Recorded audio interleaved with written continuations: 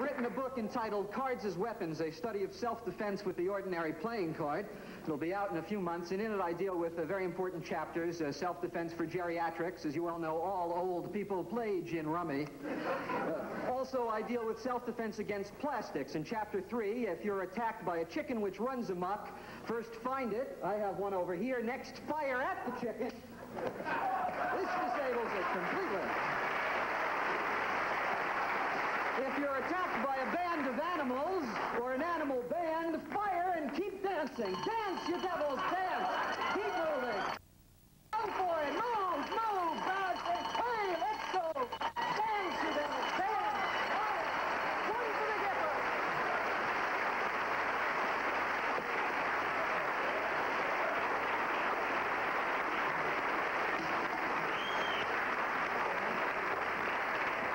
Ladies and gentlemen, I would like to continue in this vein, but unfortunately the recent anti-levity laws make this impossible.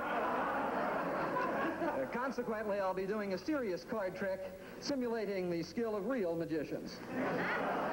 Notice as I cut and shuffle the cards, certain of them spring forward. These just happen to be the 4 queens, once again proving this is indeed the luckiest night of my life. Thank you. Now I'm going to do my imitation of a European doing the exact same effect. Please watch the 4 queens as I take them and cut them into the deck, and now proceed to cut them out of the deck. A bold subterfuge. Watch the first queen, which has come out of the deck, face up, going back for number 2. An old Meters tune, Just Kiss My Baby, going back for number 2. Number 3, and by the way, notice if I were European, how much nicer this effect would look in a frilly shirt and with a bow tie. That's all for it. Thank you.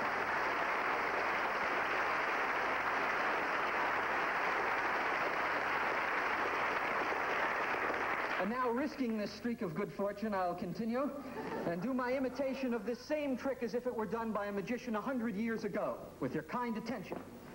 Ladies and gentlemen, I shall endeavor to illustrate with the aid of this ordinary deck of playing cards to show how futile are the attempts of plebeians to enter that select circle of society known as the beau monde. And indeed to show how such entree is prevented by the polite yet frigid exclusiveness of its gentler members.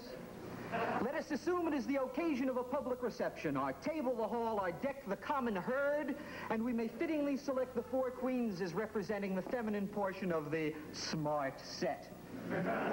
Now, as would naturally be the case, I shall besiege these high-strung patrician ladies with attentions from the lower orders, which these next 12 cards shall represent. I shall start by placing 1, 2, 3 outsiders on Her Majesty the Queen of Hearts, the next 3 commoners on the Queen of Clubs, and though the notice or mention of all these commoners is equally abhorrent to the Grand Dames, I shall treat them exactly alike by placing on the Queen of Diamonds 1, 2, 3 rank outsiders, and finally the last 3, which have been closest to the bottom, therefore least crowding and in most ways most deserving to proffer their homage on the Queen of Spades. Ladies and gentlemen, as you have seen, I have brutally taken advantage of these tenderly nurtured and unsophisticated young creatures by placing them in positions which must be extremely galling to their aristocratic sensibilities. Can they endure? Can they endure? Yes, indeed they can! Having some knowledge of the marvelous subtlety, resources, and finesse of the sex, I feel confident these women can, with tact and discretion, easily elude their persecutors and form a more congenial coterie amongst themselves. Watch very closely.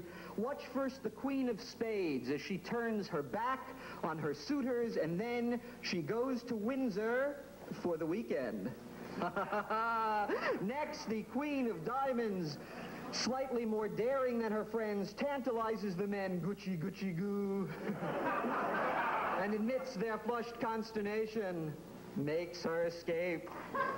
The Queen of Clubs, knowing the aphorism, "'Tis easiest to disappear from the crowd," does just that. Now you see her, and now, ladies and gentlemen, you do not.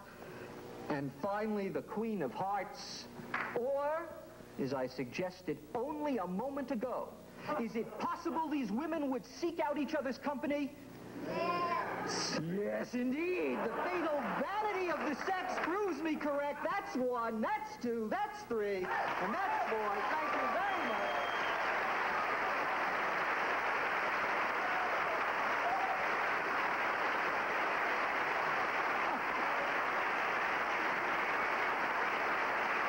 Whoa, isn't he something? Greatest sleight of hand race I've ever seen. What are we up to now? Well, you remember saying at the beginning of the show that we're going to be dealing with the 3 elements of fire, air, and water. That's correct. Right. Well, I thought we'd create a bit of